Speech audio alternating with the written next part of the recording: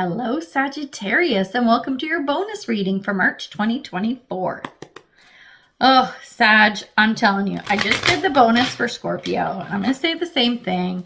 You know, you guys always get shafted on timing because you're always the last ones for the reading, right? And I feel so bad sometimes in this month, tech issues and whatever, right? And stuff was late. So I'm like, I'm doing a bonus reading for Sag and for Scorpio, just because you deserve it.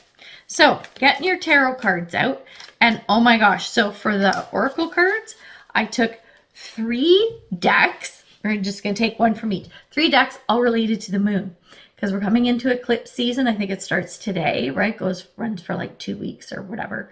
And so the reading is, let's look at what you need to let go of. What do you need to let go of to let new stuff in? Or what do you want to bring in? New stuff, right? I'll do that after. Okay, let's look at your tarot cards. So the 3 cards we have the Death card, transformation, right? Letting the old die off so new stuff can come in. Beautiful. Perfect for an eclipse energy reading. The next card we have is 6 of Cups. This is a card of nostalgia. Is there something from the past you need to let go? Scorpio had this in their reading too. Different position, but still, it speaks to what is going on from the past. Is there something you need to let go or maybe take forward with you? We're going to see what that looks like for you. And then the last card is 6 of Swords, but it's in reverse. It doesn't mean you have to move on completely. Maybe it's just a change where you are.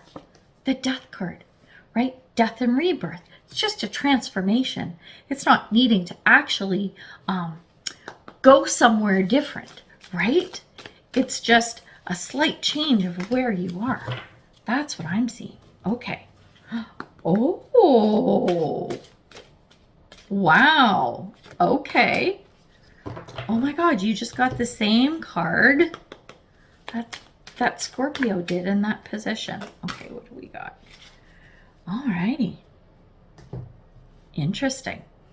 Okay, under the Death card, the card that came out. Oh, so I'm going to tell you the decks I'm using. So the first one here that I have right here is Moonology. Then we have Zodiac Moon. Then we have Queen of the Moon Oracle cards. So it's like all moon related stuff. So under the Death card, we have Void of Course Moon.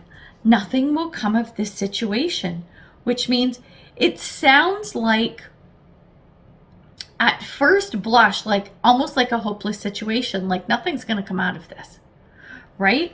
Which I'm not exactly feeling. Something always comes out of the Death card. There is always a transformation. What I will say about that is, if you are consciously making a change, you're like, I'm letting all this go and I'm going to transform into this thing or whatever, it may not turn out exactly how you see it, right? You might be, I'm going to do this so that I can get this, right? And you don't get that. There is a change and a transformation, and it feels like it's good when I'm looking at the cards that are on the board, but I don't think it's what you expect, okay? Just putting that out there. This is not saying do not change and transform. This is not saying that at all. It's alter your expectations, I think, is more it. Be open to, I'm ready to let this all go. Here's what I would like to see, but I'm open to anything. Spirit, you decide. Spirit, here's what I want. I'm going to give you some guidelines, but I'm open if you want to bring me something better. Quite often it's like, okay, Spirit, I want this or something better, right? When you're in manifestation mode, this is what I want or something better, because sometimes Spirit brings you something that you couldn't have even dreamed up yourself. So don't be afraid of this card, and do not be afraid of the change and transformation, whether it's something you initiate or not, right? Because I think this is all going in a really nice place. Under the 6 of Cups, so this is like the nostalgia card. So like I said, this could be either you're leaving something behind or bringing something with you, maybe trying to figure out some stuff. What gets to stay the same? What gets to change? What do I need to work on, kind of stuff, okay? The card that came out for this is Sun in Capricorn. and this is around status, and it says work diligently towards your goals. Okay? Whatever it is you decide, whatever change pops up or change you decide to make, the transformation, whatever you decide to bring forward with you, okay, there is still a change. There is still a transformation. It will not look exactly like it did because it can't. Okay? This was then. The circumstances, the players, the world at large was different then. It cannot be the same going forward because everything changes every minute of every day. There is always an evolution of some sort. But if you keep this in the back of your mind and work towards, you know what? I like the feeling. I like how this felt. Then it may not look exactly like you think it would. May not look exactly like it did 2 years ago, 5 years ago, 20 years ago. But the feeling is what you can bring forward, depending on how you play this situation. Fascinating. This is really good. This is really nice, Sagittarius. I'm going to say this again. You need to be open-minded. You really need to be open-minded about what is possible. Okay? So now we're looking at the card that came out under the Six of Swords. This is saying you don't have to move on. You don't have to move away from something, right? And if you do, it could be the kind of thing where you go and come back. You go and come back, right? It's like when you work away from home. You still live here, but you have to fly in and fly out, right? To work every 2 weeks on, 2 weeks off. Do you know what I'm saying? It could be where you're going back and forth. It could be that type of a thing, which is just a transformation. But it does feel like there is some travel involved. It's not going to resonate with all of you, but I'm feeling that travel thing quite heavily. So the card that came out under that Six of Swords is Queen of the Moon, and it is sovereignty. You are the boss of you, my friends. So like I did with Scorpio, we're going to read out of the book what is in this card. And you know what? Okay, so I never read from the books. Like I don't have time for that shit. Not in the public forum. Membership site, yeah, we dive deep. So shameless plug for that. But if you like me diving into what's in the books a little bit, let me know. Put a comment because maybe I'll start doing that more. We'll see. We'll see. Maybe, maybe not. Maybe just for you. Maybe just for you, Sag. Okay, who are you? Queen of the Moon, number 41. Where are you?